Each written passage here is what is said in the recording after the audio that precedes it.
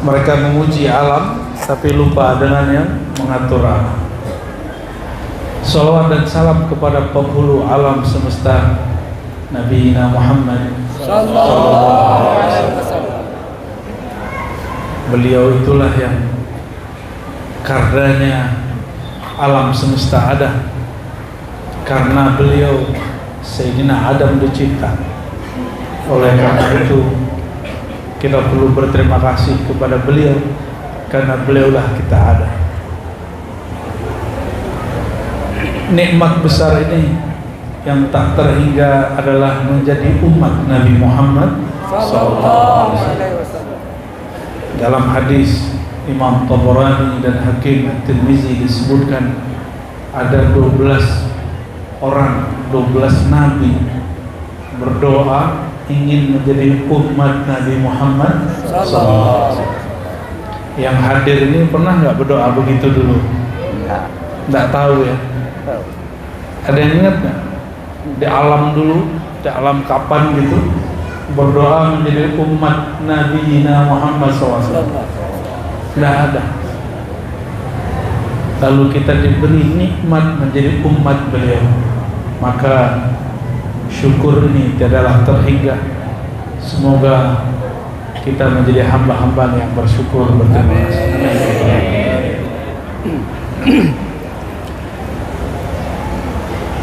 Mau tema apa, Pak? Tasawuf. Tasawuf Buya. Ini yang jago Buya ini. Pak Wakil Bupati udah takut kalau ngaji tasawuf nanti aneh-aneh. Yang sehari-hari aja lah. Inilah yang perlu kita luruskan.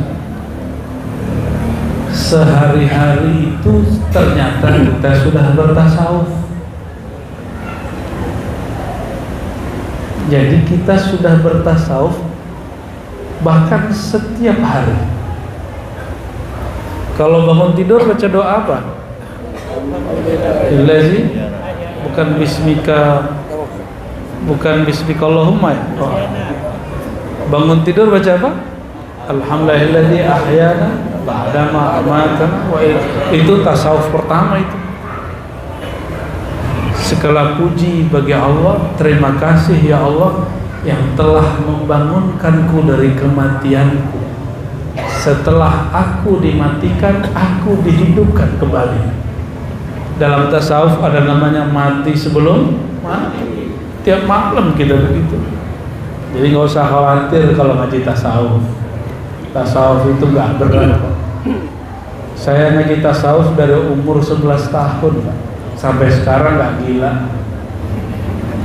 Justru teman saya nggak ngaji tasawuf stres. Kenapa tuh? Karena nggak kenal Allah Subhanahu wa Ta'ala. Anak kecil kalau main game, dia nggak sadar kalau itu game, asik main game. Akhirnya dia pukul-pukul palanya sendiri. Ada kejadian di sini, anak Natuna begitu, main game. Jangan kalau dulu waktu kita kecil, Pak Wakil Bupati, Pak Bupati, anak-anak tengkar karena main-main. Sama itu. Dulu Pak Wakil Bupati sama Bupati main apa dulu? Main gundu. Benar Pak Bupati ya? Nah, pernah tengkar nggak dulu habis gitu? Iya, melempar-lempar gambar itu. Habis itu kalah tengkar, benar nggak? Ya. Karena orang serius dalam bermain. Padahal dunia ini innamal hayatud dunya la'ibun wa lahun. Dunia ini cuma main-main, senda gurau. Jangan serius, bro. Ya. Allah bilang, Allah mengatakan berkali-kali di dalam Al-Quran kitab suci, dan ini tidak mungkin bohong, ini hakiki, bahwa dunia itu hakikatnya main-main. Kalau main-main harusnya terhibur dong. Lalu kenapa ada orang stres di dunia? Karena dia serius dengan dunia. Ya, ini sudah dekat tahun politik, jangan serius-serius amat ya. 2019 orang serius, benar gak? Seakan-akan beda pilihan, beda agama. Di Jakarta beda pilihan gak disolatin. Ngeri gak tuh? Sekarang mereka baru pada sadar, oh iya ya, yang kita joblos jadi menteri. Akhirnya baru pada ngeh, iya, ini game. Jangan terlalu serius main game. Menang dia jangan terlalu bangga, cuma game doang. Maka gamenya anak-anak, mah gamenya Pak Bupati dan Wakil Bupati beda. Ya. Jadi bupati itu juga lagi nge-game. Makanya beliau menang kan 5 tahun kan. Ya. Dan ada yang kalah tuh. Nah, caleg-caleg ada yang kalah. Itu kalah game. Tapi ada yang stres gak? Banyak. Ini survei real. Setiap kali selesai pemilu itu rumah sakit jiwa ramai Pak. Ramai. Kenapa? Karena orang terlalu serius main game. Ya, kita doakan yang sedang main game ini, gamenya serius ini, karena banyak butuh duit. Anak-anak sekarang kalau main game butuh duit loh Pak. Minta top up. Ada tahu nggak top up? Waduh, anak saya kalau main game minta top up nih. Kita nggak ngerti top up apaan. Biasanya kami top up tuh kalau mau masuk tol, ada kartu kita isi dulu. Top up. Ternyata gamenya anak-anak ini sekarang pakai top up. Bapak Ibu, saudara-saudariku yang bukan Allah, dunia ini main. An-nasunia, manusia itu sekarang lagi tertidur, lagi asik dengan main-main mimpinya. Idza matu intabahu, begitu dalam hadis. Kalau mereka benar-benar sudah berpisah dari badan ini, baru mereka sadar. Intabahu, baru mereka sadar. Makanya ada satu ungkapan, mutu qabla an tamut. Matilah kamu sebelum benar-benar mati. Maksudnya sadarlah sebelum mati yang itu datang. Sadar kalau ini game. Ini game paling hebat yang Allah buat di alam semesta, bernama dunia. Dan inilah mulai dari game berumah tangga, game di sekolah, di tempat bekerja, sampai game berpolitik. Ya. Semoga Allah membuka mata hati kita semua. Kalau pagi-pagi nih, apa kata orang tua kepada anak? Bangun tidur, apa kata orang tua? Sholat nak, gitu ya. Sholat nak. Kalau sholat itu makanan rohani Pak. Habis sholat disuruh mandi atau makan. Makan tuh untuk jasmani. Kalau saya makan bumbunya tidak dikasih, sarapannya enak gak? Gimana Bang? Maukah makan sesuatu yang tidak dibumbui? Enggak ya? Nasi putih aja. Atau orang sini kalau yang paling suka buat apa? Kuah sop. Ya, tapi tidak ada garamnya, mau gak? Kalau bertahun-tahun berumah tangga, istri tidak bisa masak sup, tapi juga tidak ada yang bantu masak, betah nggak makan begitu? Nggak betah ya. Tapi kok ada ya orang betah sholat tanpa bumbu? Ya, kok betah sholat nggak ada bumbunya? Sholat tuh makanan rohani. Apa bumbunya? Bumbunya sholat supaya nikmat apa? Apa bumbu sholat? Kelezatan berbicara, menatap Allah Subhanahu wa ta'ala. Kita sebut khusyuk. Kok ada orang bertahun-tahun betah sarapan sholat tapi nggak nikmat? Kalau tadi ada orang sarapan setiap hari selama 40 tahun nggak nikmat-nikmat, kita sebut orang itu apa? TOLOL. Ya, tol. Kalau bahasa Arabnya jahilun, betapa jahilnya manusia, dia biarkan dirinya sholat tapi tidak menikmati rasa sholatnya. Mau nggak setiap hari menghormati sesuatu yang kita nggak kenal? Kita nggak kenal sama dia. Atau mungkinkah terjadi orang hormat kepada sesuatu yang dia tidak kenal? Gak mungkin. Maka kebanyakan orang hari ini sujud dan ruku itu cuma menghormati guru dan ayahnya, karena kebiasaan dari kecilnya, bukan karena dia kenal kepada yang nyuruh dia sujud dan ruku.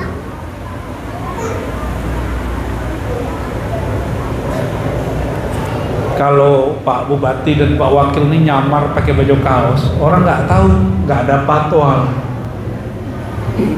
Mungkin dicolek, lu siapa? Kamu siapa? Ngapain main-main di sini? Dicolek-colek, orang nggak ada hormat. Mungkin kalau masuk kantor, pegawainya yang nggak pernah ketemu Pak Bupati dan Pak Wakil itu bilang, pakai baju kaos nggak boleh masuk kantor. Kamu dari mana? Nih nggak boleh pakai sendal, mesti pakai sepatu. Dia nggak tahu kalau yang mau masuk ini Pak Bupati dan Pak Wakil baru turun dari Gunung Rana. Kok bisa terjadi begitu? Karena dia nggak kenal. Kalau ngaku saya Bupati, nggak percaya dia. Masa Bupati begini?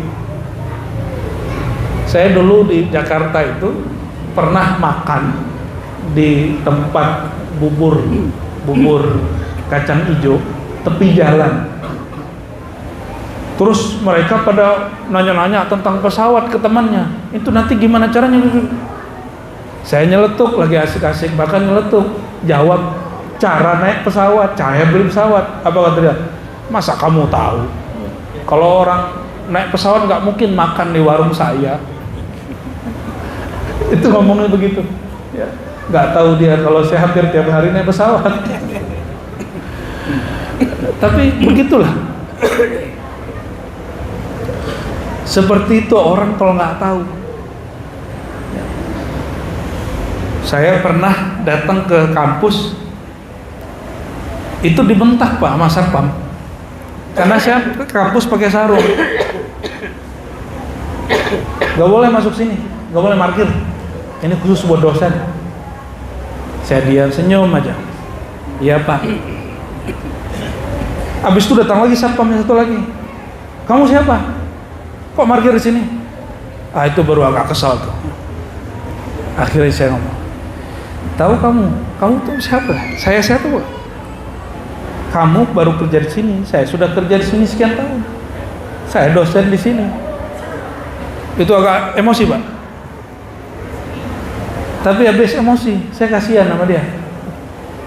Ya. Jadi setelah kita kenalkan diri, baru minta maaf, baru cium tangan, segala macam. Ya. Ini contoh.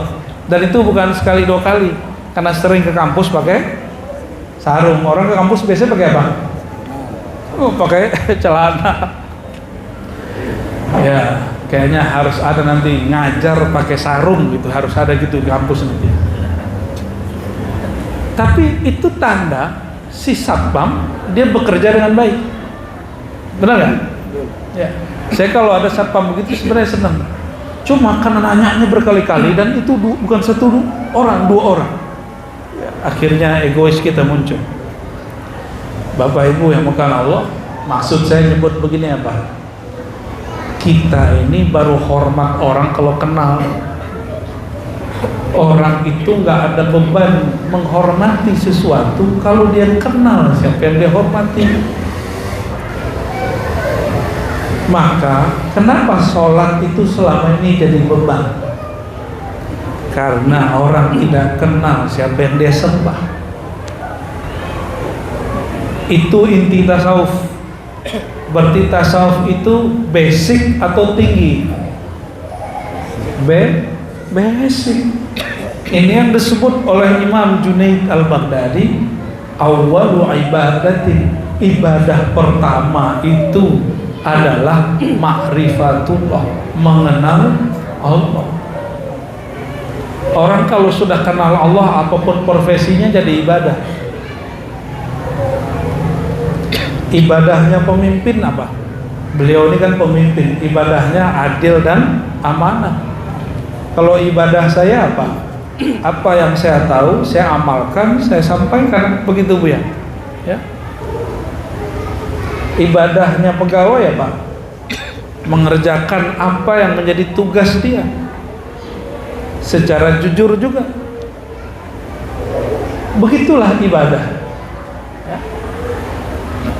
Maka ayat yang sering kita baca, wa ma khalaqtul jinna wal insa illa liya'budun, tidak aku ciptakan jin dan manusia kecuali untuk, kalau terjemahan Kementerian Agama, karena beliau ini orang Kemenak nih, untuk menyembah aku. Itu terjemahan Kementerian Agama. Tapi terjemahan kan belum tafsir secara umum, secara global ya. Ini baru salah satu tafsir. Ya'budun, menyembah, bahasa Arab diterjemahkan ya'budun, menyembah, itu sebenarnya berarti ya'rifun. Siapa yang mengatakan begitu? Ibnu Abbas, sahabat Nabi. Tidak aku ciptakan jin dan manusia kecuali untuk mengenal aku, bukan langsung nyembah. Kalau langsung nyembah beban. Nah, Bapak Ibu, ini kajian ringan. Ini tubuh kita ini tubuh, punya tubuh nggak? Bener nih, coba pegang dulu badannya. Oh bener nih, punya tubuh nih. Nah, itu tubuh dari mana? Dari mana? Dari tanah apa dari api? Oke, karena dia dari tanah, pulang ke tanah. Bener, udah siap belum? Udah siap pulang belum? Karena dia dari tanah, dia pulang ke tanah. Ini tubuh zahir. Maka tubuh ini mesti dia mendekat ke tanah. Itu sebabnya sujud. Orang-orang terdahulu, mereka punya ritual menyerap tenaga alam. Maka mereka pegang-pegang tuh tanah, tangannya begini ya. Kita nggak perlu begitu, kita cukup sujud kepada yang menciptakan tanah, maka kekuatan alam langsung menjadi kekuatan kita. Nggak perlu nyerap-nyerap kita, cukup dengan sujud yang benar, langsung badan itu selaras dengan tanah. Jadi orang sujud itu, dia kalau benar bersujud, tenaga tanah dia pulih. Oke. Kita punya sisi lain nggak Pak? Ini punya perasaan nggak? Punya perasaan? Ini hari-harian aja kan sesuai request Pak Wakil nih. Yang hari-harian punya perasaan nggak? Bener. Kalau nggak punya perasaan saya kata-katain nih. Punya perasaan nggak? Oke ya sudah, nggak jadi dikata-katain nih. Perasaan kita itu bagian dari tubuh atau bagian dari yang lain dari tubuh ini? Ya. Mayat itu punya tubuh nggak? Punya perasaan nggak?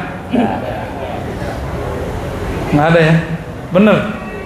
Hari-harian kan nih? Mayat punya tubuh, punya perasaan nggak? Oke. Tapi mayat punya jantung, jantungnya udah gak bergerak. Sekarang kita pindah ke makhluk lain deh ya.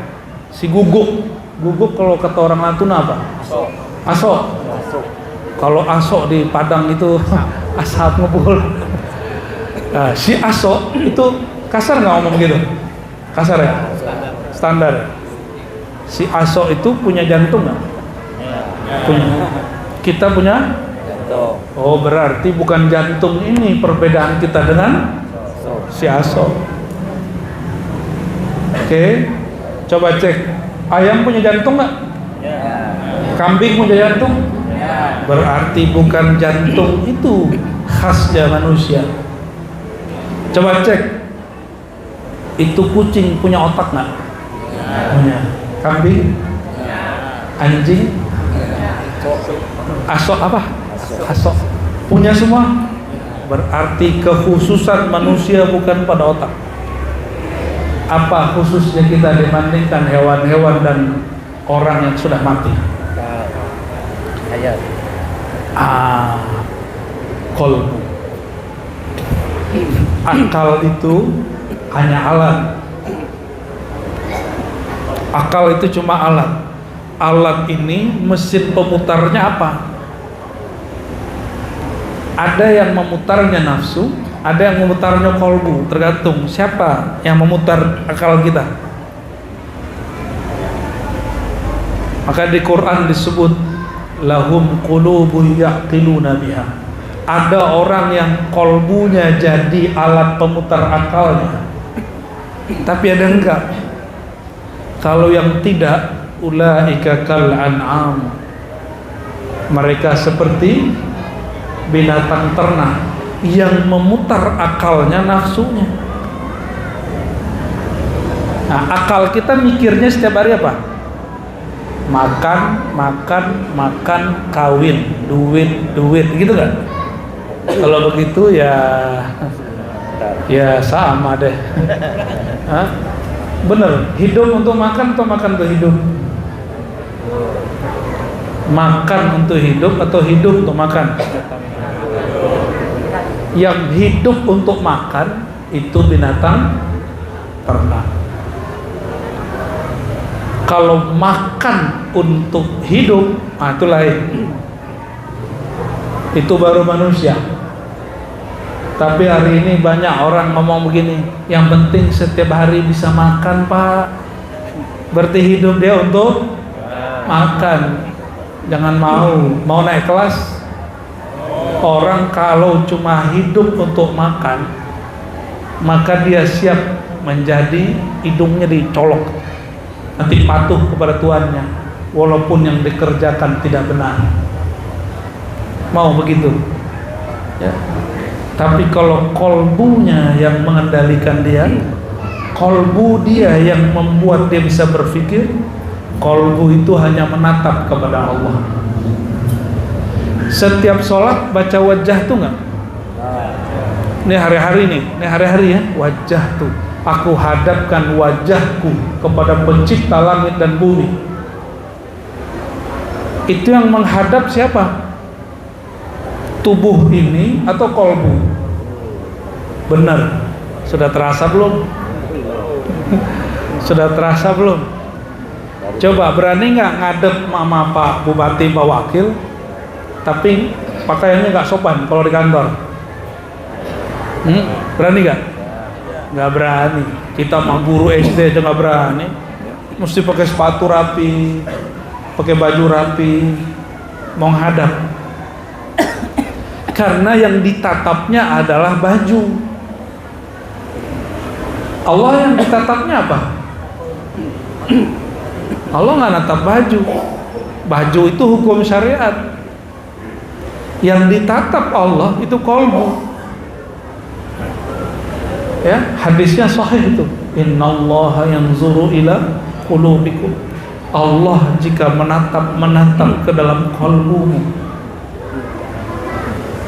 Masih ingat dulu kalau orang dulu itu mau ketemu kekasihnya, apa namanya Pak Wakil? Mau ketemu ngapel. Gak ada bahasa lain. Mandoy. Oke, bahasa sini ya. Katanya Melayu sini lebih unik ya. Mendiai. Oh, aduh. Apabila Bapak ini tuan-puan ini mau mendiai. Karena yang ditatap itu wajahnya dibersihkan, benar nggak? Kalau ibu-ibu wajahnya dicat dulu, pakai dibedak. Kalau bapak-bapak ini kumisnya dibersihkan. Jika si Yayang nggak suka sama bulu-bulu, semua bulunya dicukur. Kayaknya istrinya begitu nih. Saya nih awal-awal punya jenggot, kata istri, kamu kayak kambing. Terus kenapa kamu nikah dengan yang kayak kambing? Lama-lama saya potong lah. Apa kata dia? Kok kamu lebih muda dari aku? Akhirnya sekarang kalau nggak punya jenggot, istri yang ngingetin. Alhamdulillah, maka mudahan dikit Pak. Kalau kita mau ketemu kekasih karena dia menatap muka, tubuh, pakaian, maka kita bagus-baguskan wajah, bagus-baguskan pakaian. Kalau orang dulu nggak penting pakai kartu, sekarang yang dulu itu biasanya dompetnya tebel-tebel ya, biasanya diisi apa sih tebel itu ya, benar masih ingat ya? Nah ini Pak Wakil Bupati masih ingat ini ya, pengalaman nih. Isi kosong, isi tipis, yang penting bentuknya tebal. Karena ingin ditatap, maka ingin terlihat sempurna. Yang diposting orang di sosial media, di Facebook, di Instagram, itu adalah yang sempurnanya. Dia tidak menampilkan yang tidak sempurna. Kenapa? Karena ingin ditatap. Sholat itu menatap Pak. Wajah itu wajahiyah. Ini hari-harian nih.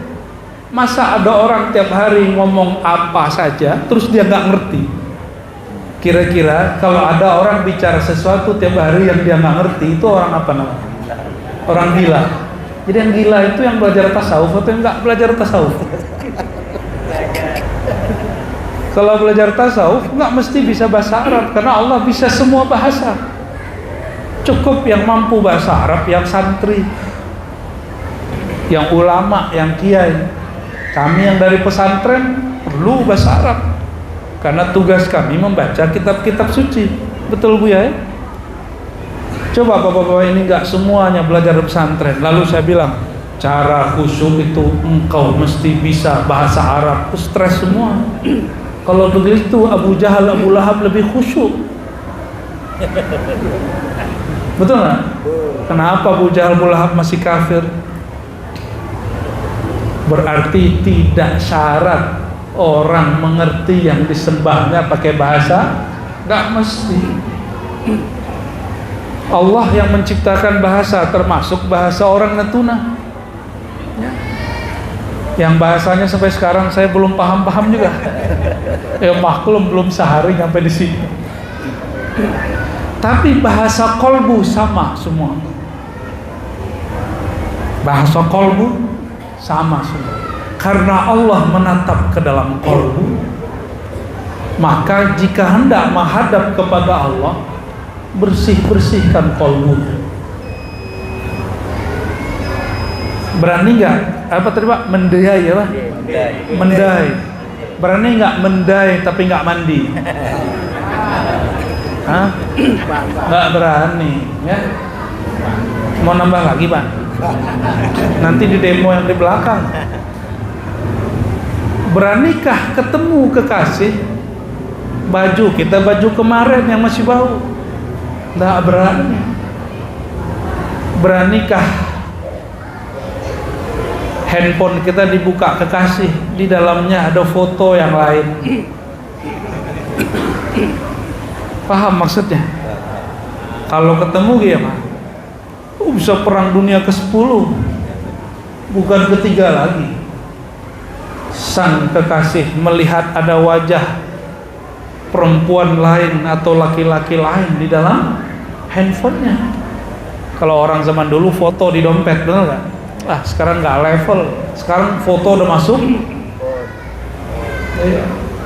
Tapi ahli kolbu, kekasih, wajah kekasihnya masuk ke dalam kolbu. Maka saya itu nggak seneng di foto Pak, walaupun orang suka minta foto. Saya sendiri jarang foto sendiri, itu jarang. Karena bagi saya cukup hati saja yang tahu ya. Oke, Allah tatap isi kolbu. Ternyata di kolbu ada gambar yang lain, ada tujuan yang lain. Allah cemburu kan? Ini ilmu-ilmu standar ini. Katanya ngaku wajahtu, aku hadapkan wajahku kepada pencipta langit dan bumi. Ternyata saat menghadap, kalbunya ada wajah yang lain, ada niat yang lain. Berani menghadap, pasti di-delete dulu, dihapus dulu. Jika di handphonenya ada WA dari sang kekasih yang lain, pasti dihapus dulu, Pak. Bener ya? Kalau punya. Ini Buya Budi yang pengalaman ini. Ada WA dari jamaah cantik, ya, istri tahu, dihapus dulu sebelum masuk rumah. Betul gak? Oh, ini pengalaman. Waduh, bisa-bisa pulang pengkar ini. Supaya apa? Supaya yang di rumah tidak marah, supaya tidak ketahuan. Delete-nya delete permanen. Sama jika mau menghadap kepada sang kekasih sejati. Jadi kekasih kita yang di rumah itu nggak abadi. Dia hanya diberi dipercikan sedikit kekasih, rasa cintanya Allah. Makanya perempuan laki-laki itu punya cemburu. Itu cemburunya Allah yang dipinjamkan. Maka nggak ada cinta sejati itu suami istri, nggak ada. Pasti nanti salah satunya mati duluan atau mati sama-sama, kuburnya tetap pisah. Ditanya mungkar nakirnya nggak bareng-barengan, sendiri-sendiri. Dek, ntar kalau aku mati kamu ikut ya. Mau nggak istrinya? Nggak mau nih. Paling suaminya bilang apa? Apa istrinya bilang apa? Nunggu iddah saya cari laki baru. Bapak Ibu Saudara yang makan Allah, jika hendak menghadap Allah, gambar-gambar selain Allah di kalbu mesti dihapus. Kalau enggak, Allah nanti marah. Ini rumah Allah. Di rumahnya sudah ada tempat ibadah belum? Mungkin pojok, samping tempat tidur, sudah ada. Jadikan itu masjid mihrab kita di rumah. Kalau mau masuk di situ, bersihkan badan, bersihkan kalbu. Latihan di sana, baru pergi ke masjid. Bersihkan dulu hati di sana, baru masuk masjid. Bolehkah perempuan atau laki-laki yang junub masuk masjid? Tak boleh. Junubnya kalbu kalau dia sedang asik mencintai selain Allah. Maka orang yang junub tidak akan diizinkan masuk ke rumah Baitullah, yaitu kalbu. Qalbul mu'min Baitullah. Kalbunya orang beriman itu Baitullah. Ini masjid nih ya, benar masjid, bukan gereja toh. Tapi sudah pernah belum melihat masjid bentuk-bentuk gereja?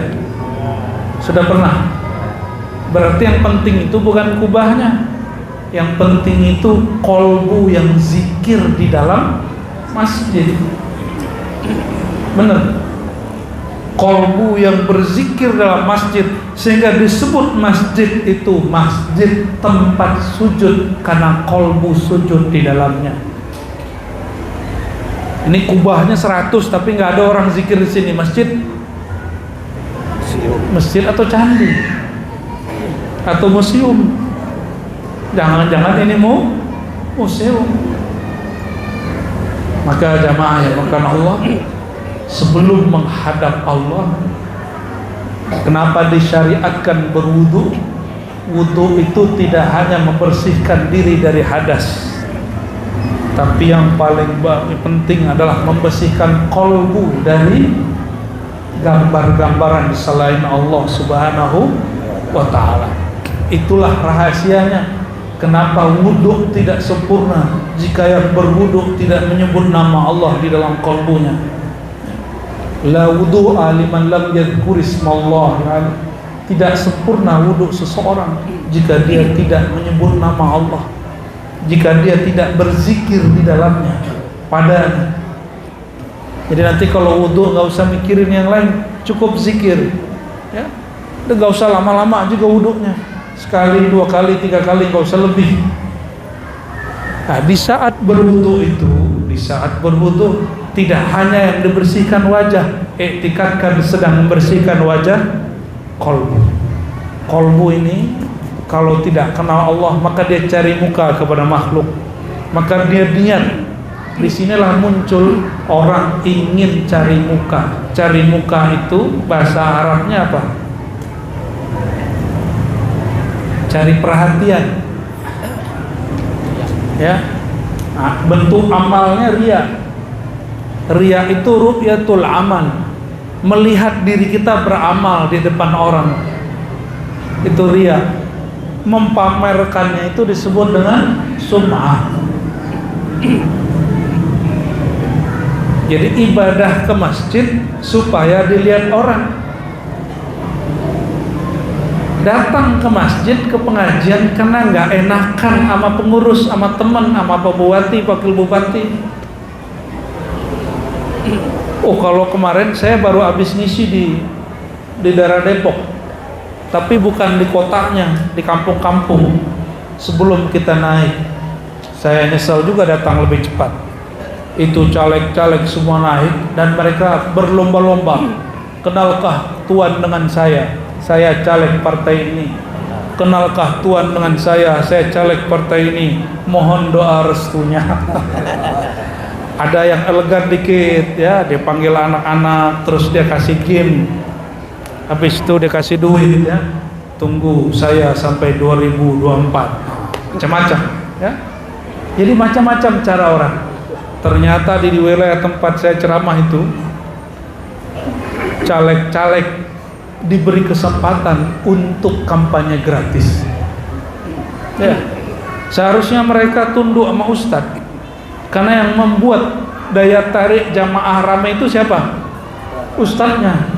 Tapi betapa kurang ajarnya caleg itu. Selesai dia naik, majelis dia tinggal, dia nggak ngaji. Saya doakan mereka tidak terpilih.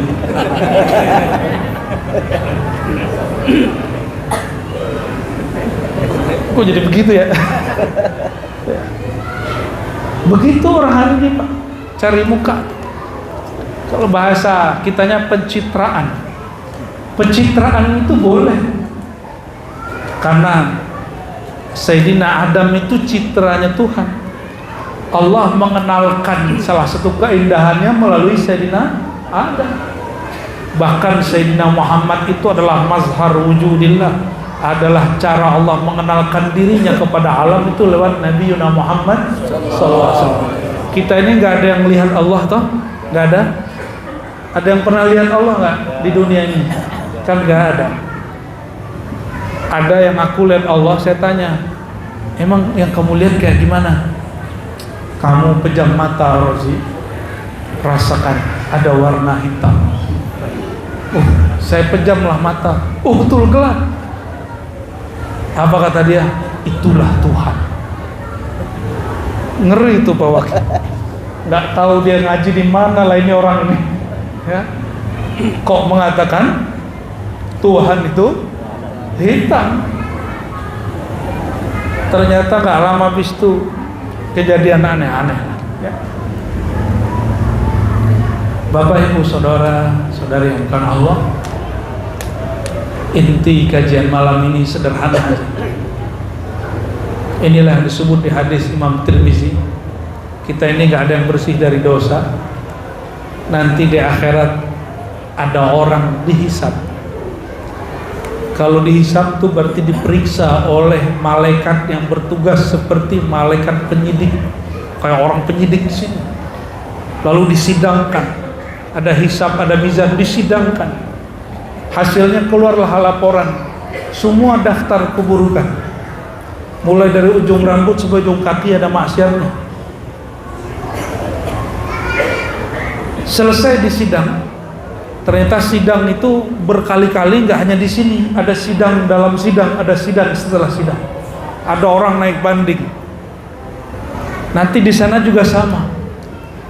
Ketika sudah putus persidangan bahwa orang ini pendosa dari ujung rambutnya sampai ujung kakinya dosa, maka malaikat azab tarik dia. Hadis Imam Tirmizi, ditariklah dia. Tiba-tiba Allah Zul Jalal wal Ikram yang selalu menatap ke dalam kolbu mengeluarkan titah, wahai malaikatku, ada satu yang belum kalian sidangkan, satu yang belum kalian periksa, satu yang belum kalian timbang. Bertanyalah malaikat, apakah itu wahai Rabb, ya Tuhan? Bedahlah jantungnya, bedah dadanya, ambil isi jantungnya, itu berkait dengan kolbunya, apa isinya? Dibukalah dadanya, diambil jantungnya. Betapa kagetnya malaikat yang bertugas menyidang orang ini. Jantungnya menyebut la ilaha illallah. Di hadis Imam Baihaqi, Allah, Allah, Allah. Maka diambillah itu kalimah, ditimbang dengan semua dosanya. Apa yang terjadi? Kalimah la ilaha illallah dan Allah, Allah, Allah itu lebih berat dari semua dosanya. Akhirnya malaikat azab melepaskan rantai nerakanya dan diserahkan ke malaikat rahmat. Ini kamu yang urus. Ternyata dia kekasih Allah, tapi menzahirkan sesuatu yang tidak biasa. Batin dia bersama Allah, tapi zahir dia seakan-akan bukan kekasih Allah. Maka hati-hati dengan orang-orang dimanapun, di pulau manapun, di kota dan negeri manapun, walaupun penampilannya biasa, siapa tahu di kolbunya ada nur la ilaha illallah, nur lafaz Allah, Allah. Bukankah baca la ilallah mudah? Mudah tuh. Coba baca la ilaha. Yang beda orang ini bacanya dengan kolbu, orang ini bacanya dengan kolbu. Itu yang disebut di hadis Imam Bukhari, orang yang baca la ilaha illallah min qalbihi, dari kolbunya, Allah haramkan dirinya dari neraka. Karena kolbu berkait dengan jantung, jantung berkait dengan seluruh tubuh, berarti darah dia semuanya sudah terkena lafaz Allahu Allah, la ilaha. Neraka mau bakar gak berani. Kenapa?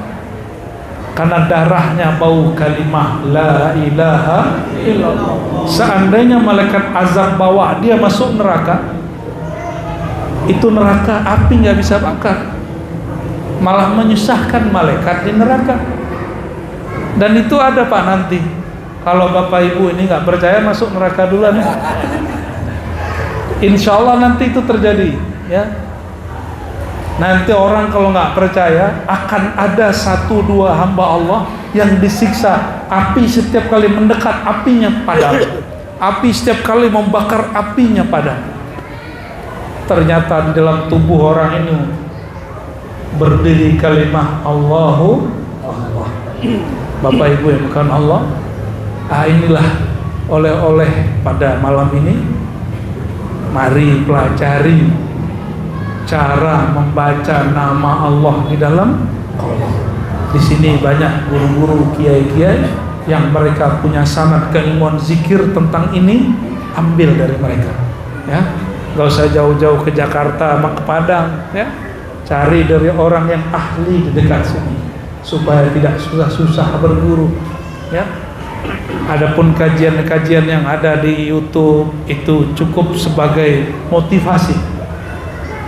Ilmunya ambil dari ahlinya, dan tidak ada pulau kecuali ada ahli zikir di situ. Tiada negeri kecuali ada wali Allah di situ. Saya yakin itu hakul yakin.